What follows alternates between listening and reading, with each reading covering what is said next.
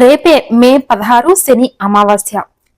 చాలా విశేషమైన రోజు. ఈ అమావాస్య శనివారంతో కలిసి రావడం చాలా విశేషకరమని చెప్పుకోవచ్చు. ఈ అమావాస్యని వైశాఖ అమావాస్య అంటారు. ఈ అమావాస్య శనివారంతో కలిసి రావడం, శని జయంతితో కలిసి రావడం చాలా విశేషకరం.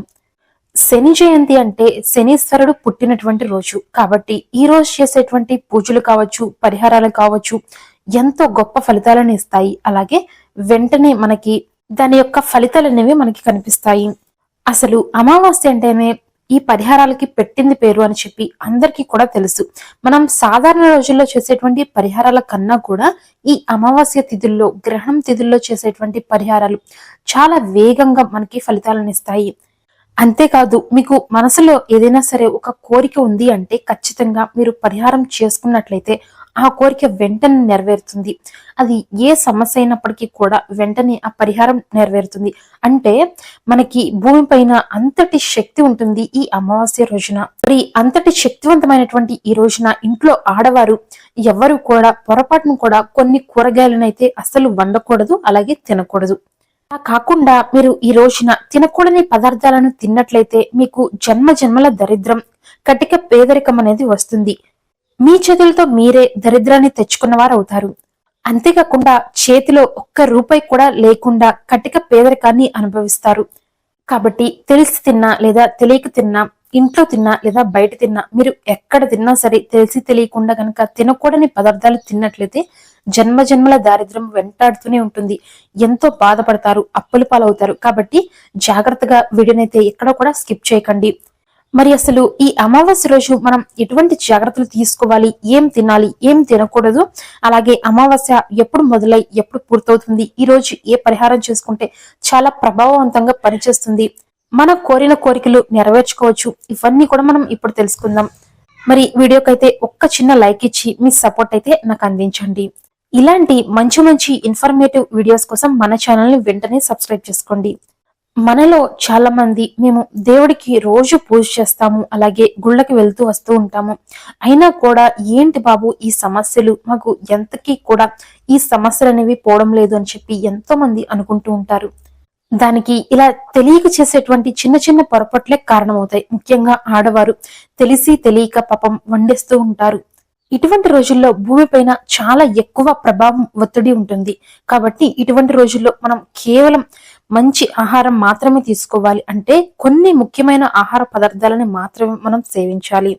అయితే కొంతమంది మాత్రం తింటే ఏమవుతుంది అని కావాలని తింటే గనక వారికి అనారోగ్య సమస్యలు వస్తాయి. ఎట్టి పరిస్థితుల్లో కూడా తినకూడదు అన్న పదార్థాలని అస్సలు తినకూడదు. చాలా అనారోగ్య సమస్యలు వస్తాయి, ఆర్థిక ఇబ్బందులు వస్తాయి, మానసిక ఒత్తిడి అనేది కూడా పెరుగుతుంది. ఎందుకు అంటే ఈ అమావాస్య చంద్రుడి మీద తీవ్ర ప్రభావం చూపిస్తుంది. చంద్రుడు సముద్రంలో ఉన్న అలల మీద ఏ విధంగా అయితే ప్రభావం చూపిస్తాడో మనిషి యొక్క శరీరం పైన కూడా అదే విధంగా ప్రభావం చూపిస్తాడు.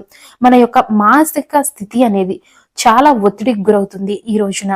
కాబట్టి ఈ రోజు ఏది పడితే అది తినకూడదు, వండకూడదు అని చెప్పి మనకి పూర్వీకులు గాని, పండితులు గాని ఎంతో ఎంతో బలంగా చెబుతూ ఉన్నారు.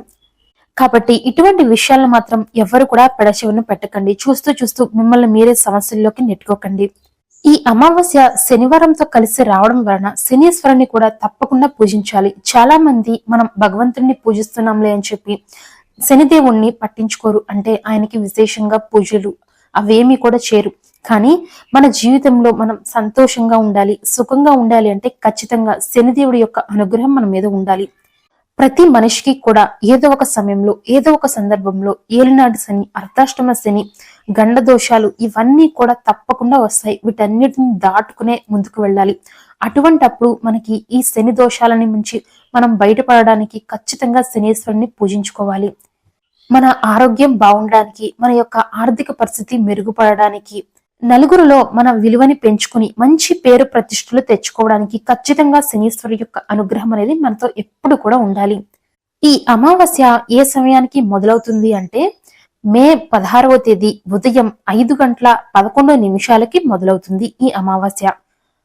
మరి ఎప్పుడు ముగుస్తుంది అంటే మే 17వ తేదీ తెల్లవారుజామున 1:30 ఈ శని అమావాస్య అనేది ముగుస్తుంది. పూర్తిగా ఒక రోజు మొత్తం కూడా ఈ శని అమావాస్య ఉంటుంది. అయితే ఈ రోజున ప్రతి ఒక్కరూ కూడా ఈ పని ఖచ్చితంగా చేయండి. ఈ రోజున మన ఇంట్లో ఉండేటువంటి కాస్త కల్లుప్పుని తీసుకోండి. ఈ కల్లుప్పు యొక్క పరిహారం అనేది మనకి చాలా బాగా పనిచేస్తుంది. ఇంట్లో ఉండేటువంటి చిన్నపిల్లలకు ఈ కల్లుప్పు తీసుకుని చక్కగా దిష్టి తీసేసేయండి. అలాగే ఇంటి బయట తీసేసి బయటే పారేసేయండి. పెద్దవాళ్ళు కూడా ఈ కల్లుప్పుతోటి దిష్టి తీసుకోండి. ఇలా చేయడం వల్ల మనకు ఉండేటువంటి దృష్టి దోషాలు అన్నీ కూడా పోతాయి. అలాగే మనకు ఉండేటువంటి చిన్న చిన్న గండ దోషాలు కావచ్చు, నరదృష్టి, నరపీడ కావచ్చు, ఇవన్నీ కూడా పోతాయి. బాలారిష్ట దోషాలు కావచ్చు, ఇవన్నీ కూడా పోతాయి. అలాగే ఈ అమావాస్య రోజున ఇంటి బయట గుమ్మడికాయని కట్టుకోవాలి. చక్కగా పసుపు రాసేసి బొట్లు పెట్టుకుని ఈ బూడిద గుమ్మడికాయని ఇంటి బయట కట్టుకున్నాము అంటే మనకి నలుగురి యొక్క దృష్టి దోషాలు, నరదృష్టి, నరపీడ ఏమున్నా కూడా, కొంతమంది ఏంటంటే మన ముందు బాగా మంచిగా మాట్లాడతారు. అవునా, మీకు అలా జరిగిందా, చాలా మంచిది, మాకు కూడా చాలా సంతోషంగా ఉంది అంటారు. కానీ పక్కకి వెళ్ళి ఏడుస్తూ ఉంటారు. వాళ్ళ ఏడుపులు మనకి తగులుతూనే ఉంటాయి. ఆ తర్వాత మనకి ఏదో ఒక సమస్యలు, లేదంటే ఏదైనా పని మొదలు పెడితే మధ్యలో ఆగిపోవడం, నరదృష్టికి నల్ల రాళ్లు కూడా పగులుతాయి అని చెప్పి సామెత కూడా ఉంది. కాబట్టి మనం ఎప్పటికీ కూడా ఈ నరదృష్టిని మాత్రం చిన్న చూపు చూడకండి. ఖచ్చితంగా ఇంటి బయట ఒక బూడిద గుమ్మడికాయని కట్టేసుకోండి. ఈ అమావాస్య రోజు కట్టినట్లయితే మనకి పూర్తిగా మనకి ఉన్నటువంటి మన ఇంటికి, మన ఇంట్లో ఉన్న వాళ్ళందరికీ ఉన్న దృష్టి దోషాలు అన్నీ కూడా పోతాయి. అలాగే మన ఇంటి బయట వేపాకులని కట్టుకోండి. ఇలా కట్టుకోవడం వలన మనకి ఇంటి పైన మంచి పాజిటివ్ ఎనర్జీ అనేది ఉంటుంది. ముఖ్యంగా గుర్తుంచుకోండి, ఈ రోజు రాత్రి వేళల ఎప్పుడూ కూడా 4 రోడ్లు కలిసినటువంటి ప్లేస్ కి అస్సలు వెళ్ళకండి. ఈ 4 రోడ్లు కలిసిన చోటికి వెళ్ళి వచ్చారు అంటే మీకు చాలా ప్రమాదాలు జరుగుతాయని చెప్పొచ్చు. ఇక అందరికీ తెలిసిన విషయమే, కానీ కొందరికి మాత్రం తెలియని విషయం ఏంటంటే ఈ రోజున గోళ్లు కత్తిరించుకోకూడదు, అలాగే జుట్టు కత్తిరించుకోకూడదు. మగవారైనా ఆడవారైనా సరే ఈ రోజున జుట్టు అనేది కత్తిరించుకోకూడదు. ముఖ్యంగా ఈ రోజు తలకి నూనె కూడా రాసుకోకూడదు. ఇక కొత్త చీపిర్లు కానీ, ఇనుప వస్తువులు కానీ ఈ రోజు మాత్రం ఎవ్వరు కూడా తీసుకొచ్చుకోకండి. మినుములు కానీ, ఇవన్నీ కూడా శనిదేవుడి యొక్క ప్రతీక కాబట్టి వీటన్నిటిని కూడా ఈ రోజు అస్సలు కొనకండి.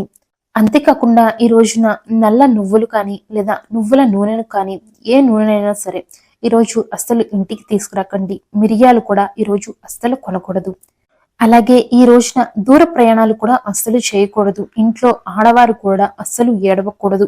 ఒకవేళ ఇవన్నీ కూడా జరిగినట్లయితే శనిదేవుడి యొక్క అనుగ్రహం మన మీద ఉండదు. అలాగే శనిదేవుడి యొక్క ఆగ్రహానికి లోనవుతాము. ఈ రోజున కాకులకి కాస్త ఒక ముద్ద అన్నం పెట్టండి. ఈ రోజు పితృదేవతలు కాకి రూపంలో వస్తారు కాబట్టి. అలాగే మన ఘటించినటువంటి పితృదేవతలకి ఫోటోలకి కాస్త పూజ చేసుకుని 2 సాంబ్రాణి పొలలో వెలిగించుకొని ఏదైనా సరే నైవేద్యాన్ని పెట్టుకోండి. పితృదేవతల యొక్క అనుగ్రహం కూడా మన మీద ఎప్పుడు కూడా ఉండాలి. ఇలా చేయడం వల్ల మీ జాతకంలో ఉన్న పితృదేశాలు అన్ని కూడా దూరం అవుతాయి. ఇక మీ ఇంటి దగ్గరికి ఏదైనా సరే ఒక కుక్క వచ్చినట్లయితే పెరుగన్నాన్ని ఖచ్చితంగా పెట్టండి. అయితే ఈ రోజు మీ ఇంట్లో ఉండేటువంటి సమస్యలకి ఒక చిన్న పరిహారాన్ని చేసుకోండి. ఈ పరిహారంతో మీకు ఉండేటువంటి ఏ కోరికైనా, లేదా మీ ఇంట్లో ఆర్థిక సమస్యలు, డబ్బు నిలవకపోవడం, లేదా చాలా కాలం నుంచి మీరు అప్పుల బాధలు పడుతూ ఉన్నారు, అవన్నీ కూడా పోవాలి అంటే ఈ పరిహారాన్ని చేసుకోండి. ఖచ్చితంగా మీకు వెంటనే రిజల్ట్ అనేది కనిపిస్తుంది. మరి ఆ పరిహారాన్ని ఎలా చేసుకోవాలో ఇప్పుడు తెలుసుకుందాము. ముందుగా దీనికోసం ఈ రోజున ఒక కల్లుప్పు ప్యాకెట్ ని తీసుకొచ్చుకోండి. కొట్లో ఈ రోజు కొనుక్కొచ్చుకోండి. ఇలా కొనుక్కురావడం వల్ల మన ఇంటికి లక్ష్మీదేవి అనేది వస్తుంది. ఇలా తీసుకొచ్చిన కల్లుప్పుని ఒక గాజు బౌల్లో వేసుకోండి. గాజు బౌల్లో వేసుకున్న తర్వాత ఒక స్పూను పసుపు, అలాగే ఒక స్పూన్ కుంకుమ వేసుకోండి. దానిపైన ఒక రూపాయి కాయిన్ ని పెట్టేసుకోండి. ఇలా పెట్టుకున్న తర్వాత వాటిని మీ ఇల్లంతా కూడా చూపించుకోండి. తర్వాత కాస్త దీపం ధూపం చూపించుకుని ఆ తర్వాత మీ బీరువా కింద ఈ బౌల్ ని పెట్టేసుకోండి. ఇలా చేయడం వల్ల మీకు ఆర్థిక పర సమస్యలు కావచ్చు, అప్పుల సమస్యలు కావచ్చు, రూపాయితో మీరు పడుతున్నటువంటి బాధలు కావచ్చు, ఇవన్నీ కూడా తొలగిపోతాయి. ఈ పరిహారం అనేది చాలా పవర్ఫుల్ గా పనిచేస్తుంది కాబట్టి చేయండి. ఇక ఆడవారు ఈ రోజు ఖచ్చితంగా రావి చెట్టు వద్ద మాత్రం పూజ చేసి 11 ప్రదక్షిణాలు చేసిరండి. మీకున్న కష్టాలు నష్టాలు అన్ని కూడా పోతాయి. అయితే విపరీతమైన శని దోషాలతో బాధపడే వారికి ఈ పరిహారం, పారే నదిలో అంటే పారే నది కావచ్చు, ఏదైనా కాలువ కావచ్చు, పారే దానిలో మీరు నల్ల బొగ్గు ముక్కలు వేసేసేయండి. ఈ నల్ల బొగ్గు ముక్కలను మీకు ఉన్నటువంటి సమస్యలు, కష్టాలు అన్నిటినీ మనసులో తలుచుకొని వాటిని వేసేసి వెనక్కి తిరిగి చూడకుండా ఇంటికి వచ్చేసేయండి. అలా వచ్చిన తర్వాత కాళ్ళు కడుక్కుని ఇంట్లోకి వెళ్ళండి. మీకున్నటువంటి సమస్యలు, దోషాలు అన్నీ కూడా అక్కడే పోతాయి. విపరీతమైన శని దోషానికి ఇది చాలా మంచి పరిహారం. ఈ అమావాస్య రోజున ఖచ్చితంగా నీటిలో కాస్త కల్లుపు వేసి ఇంటి మొత్తాన్ని కూడా శుభ్రంగా తుడుచుకోండి. ఆ తర్వాత ఆడవారు లక్ష్మీదేవికి పూజించుకొని అమ్మవారికి ధూప దీప నైవేద్యాలు పెట్టుకొని ఒక చిన్న బెల్లం ముక్కని అమ్మవారికి నైవేద్యంగా పెట్టుకోండి.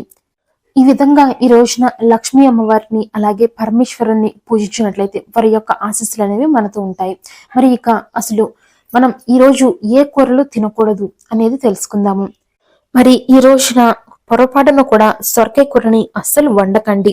అలాగే పొట్లకాయ, ఈ పొట్లకాయను కూడా ఈ రోజు వంటల్లో ఖచ్చితంగా వాడకూడదు. మూడవది ములక్కాయ. ములక్కాయను కూడా ఈ రోజు పొరపాటున తెలిసి కానీ తెలియక కానీ ఆడవారు ఈ రోజు వంటల్లో మాత్రం అస్సలు వేయకండి. దీనివల్ల మీరు కోరి కోరి కష్టాలు తెచ్చుకున్న వారు అవుతారు. అలాగే వంకాయలు, నల్ల వంకాయలు కావచ్చు, గుత్తి వంకాయలు కావచ్చు, ఏ వంకాయలైనా సరే ఈ రోజు పొరపాటున కూడా అస్సలు వండుకోకండి. అలాగే తోటకూర కూడా మనం అస్సలు వండుకోకూడదు. అలాగే కందిపప్పు, అలాగే కాకరకాయ కూర వీటిని కూడా అస్సలు వండుకోకూడదు. గుమ్మడికాయ వీటిని కూడా వండకూడదు. అలాగే నువ్వుల్ని కూడా ఈరోజు ఆహారంలో అస్సలు తీసుకోకూడదు. శనివారంతో వస్తున్న అమావాస్య కాబట్టి నువ్వులను కూడా మనం తినకూడదు. మరొకటి ఉల్లి, వెల్లుల్లి, మాంసాహారం వీటిని అస్సలు భుజించకూడదు. ఇంట్లో తినకపోయినా బయట తినొచ్చులే అనుకుంటూ ఉంటారు, కానీ అస్సలు తినకూడదు. కాబట్టి ఈ వస్తువులు తప్పించి మిగతా అన్ని వస్తువులు కూడా తినొచ్చు. కాబట్టి ఈ పదార్థాలను మాత్రం ఎట్టి పరిస్థితిలో కూడా వండుకోకండి. ఇంకొకటి, అమావాస్య అంటే మనకి శనివారంతో వస్తుంది కాబట్టి ఈ శనీశ్వరుడికి నువ్వుల నూనెతోటి కాస్త అభిషేకం చేసుకుని కాస్త దీపం వెలిగించి ఒక చిన్న బెల్లం ముక్క పెట్టేసేయండి. అలాగే ఆంజనేయ స్వామి వారి యొక్క దేవాలయానికి వెళ్లి 11 ప్రదక్షిణలు చేసుకుని ఆంజనేయ స్వామికి నమస్కరించుకొని కాసేపు ప్రశాంతంగా ఆలయ ప్రాంగణంలో కూర్చుని రండి. ఈ అమావాస్యకు సంబంధించినటువంటి దోషాలు ఏమైనా ఉంటే అవన్నీ కూడా పోతాయి. అలాగే గర్భిణీ స్త్రీలు ఈ రోజు కాస్త జాగ్రత్తగా ఉండండి. మరి చూసారు కదా, మనం ఈ రోజున ఎటువంటి ఆహార పదార్థాలు తీసుకోకూడదు అనే విషయాలను మనం తెలుసుకున్నాం కదా. మరి మళ్ళీ మంచి వీడియోతో మళ్ళీ కలుసుకుందాం. ఇలాంటి మరిన్ని వీడియోస్ కోసం మన ఛానల్ ని సబ్స్క్రైబ్ చేసుకోండి.